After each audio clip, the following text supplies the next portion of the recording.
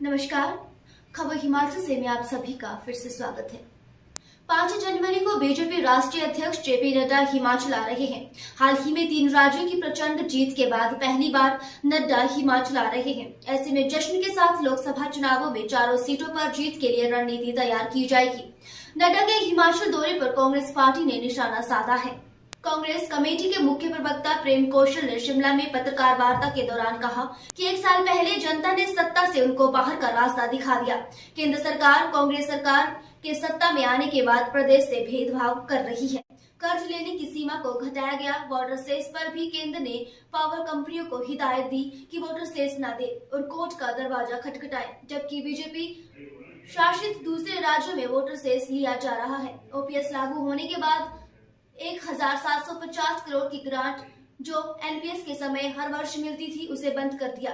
JP Nadda के हिमाचल के होने के बावजूद आपदा में जो मदद हिमाचल को मिलनी चाहिए थी वो नहीं मिली। उन्होंने कहा कि नड्डा अब हिमाचल वोट लेने के लिए आ रहे हैं, अब वो स्वयं को हिमाचल का बेटा बताएंगे। उन्होंने सवाल किया है कि आपदा के समय हिमाचल का बेटा कहाँ था। केंद्रीय मंत्री नितिन गडकरी ने एनएच और 7 लगती सड़कों को दुरुस्त करने के लिए 500 करोड़ की घोषणा की थी। आज तक 5 रुपए तक नहीं मिले। केंद्र सरकार प्रदेश के साथ सौतेला व्यवहार कर रही है। उन्होंने बीजेपी पर चुनावों में गड़बड़ी करने का भी आरोप लगाया और कहा कि हाल ही में हुए कुछ राज्यों में विधानसभा चुनाव नतीजे अपेक्षा के प्रतिकूल रहे हैं। बीजेपी का विश्वास लोकतंत्र और न्यायपालिका में नहीं है। बीजेपी की कार्यप्रणाली आम जनता के विरुद्ध है।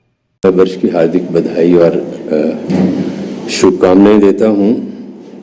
नव वर्ष 2024 शुरू हुआ है और कामना करता हूं कि आप सबके जीवन में सुख समृद्धि और खुशहाली लेकर ये नया साल आए। आप लोगों के माध्यम से कुछ विषयों पर चर्चा करना चाहता हूं। 5 तारीख से भारतीय जनता पार्टी के राष्ट्रीय अध्यक्ष आदरणीय जगत प्रकाश नड्डा जी का हिमाचल का दौरा है और हिमाचल के कुछ हिस्सों में रोड शो करने जा रहे हैं। पहले तो मैं आदरणीय नड्डा जी का स्वागत करता हूं कि उनको हिमाचल की याद आई चुनावों की बेला के ऊपर। उनके इस रोड शो और आगमन और जो पॉलिटिकल एक्टिविटी वो हिमाचल प्रदेश में करने जा रहे हैं वो किसी भी राजनीतिक दल का अधिकार है।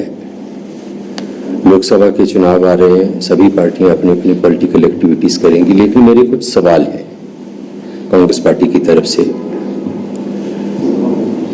1 साल पहले हिमाचल प्रदेश में भाजपा को लोगों ने सत्ता से बाहर किया और कांग्रेस पार्टी को प्रदेश में सरकार बनाने के लिए जनादेश भी दिया, आशीर्वाद भी दिया।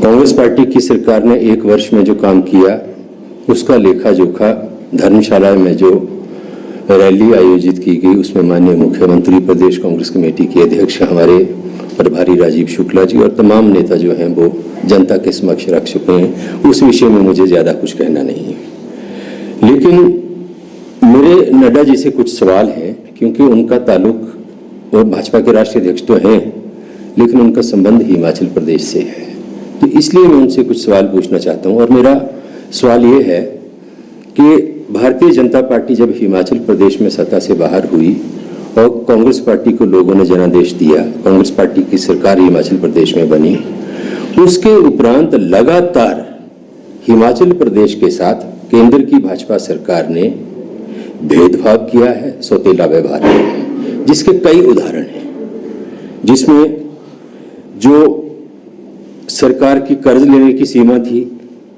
जब भारतीय जनता पार्टी की सरकार थी, आपको याद होगा, उस सीमा को केंद्र सरकार ने बढ़ाया था, लेकिन जैसे ही सत्ता परिवर्तन हुआ केंद्र की सरकार ने उस कर्ज लेने की सीमा को घटा दिया। इसी के साथ जो विदेशी फंडिंग से हमारे डेवलपमेंटल प्रोजेक्ट्स चलते थे उन पे उनकी जो लोन की सीमा थी उसको कम कर दिया गया। और हिमाचल प्रदेश की सरकार ने जो प्रदेश की आर्थिक बदहाली भारतीय जनता पार्टी के शासनकाल में हुई है उससे प्रदेश को उबारने के लिए कुछ ऐसे निर्णय लिए जिससे प्रदेश का जो आर्थिक स्थिति है वो मजबूत हो कोई नए स्रोत जो रेवेन्यू है उसको जनरेट करने के ढूंढने का प्रयास सरकार ने किया, जिसमें वाटर सेस सरकार ने लगाने का फैसला लिया जो पावर प्रोजेक्ट्स हैं उनके ऊपर। उस फैसले के ऊपर भी भारतीय जनता पार्टी की केंद्र की सरकार ने पावर मिनिस्ट्री की तरफ से जो पावर प्रोजेक्ट्स चलाने वाली कंपनीज हैं उनको हिदायत दी कि वो वाटर सेस ना दें, अदालत का दरवाजा खटखटाएं।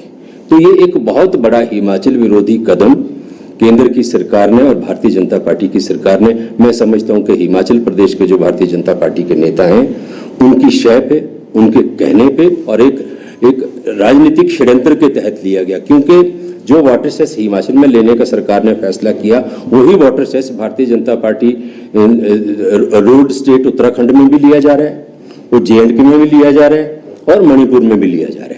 तो हिमाचल प्रदेश ने जब ये वाटर सेस लगाने का फैसला किया ताकि प्रदेश की आर्थिक स्थिति मजबूत हो, तो उसमें भारतीय जनता पार्टी की केंद्र की सरकार ने जो है वो अपना जो प्रभाव था, अपनी जो सत्ता थी उसका उन्होंने इस्तेमाल किया और हिमाचल प्रदेश को आर्थिक रूप से कमजोर करने का प्रयास किया। हिमाचल प्रदेश की सरकार ने कर्मचारियों के साथ वादा किया था कि हम सत्ता में आएंगे तो ओपीएस लागू करेंगे। हमारी सरकार ने की, ओपीएस लागू की और एनपीएस और ओपीएस खत्म करने के एड्स में 1750 करोड़ रुपया जो था वो केंद्र सरकार से पर एनम हिमाचल प्रदेश को मिलता था। जैसे ही ओपीएस लागू हुआ, प्रदेश सरकार को कर्मचारियों को लाभ देने के लिए केंद्र सरकार ने दंडित करने का फैसला किया और वो 1750 करोड़ रुपया जो पर एनम हिमाचल प्रदेश को दिया जाता था वो ग्रांट जो थी वो बंद कर दी गई। तो इस तरह खबर हिमाचल से के लिए शिमला से विशाल सूद की रिपोर्ट।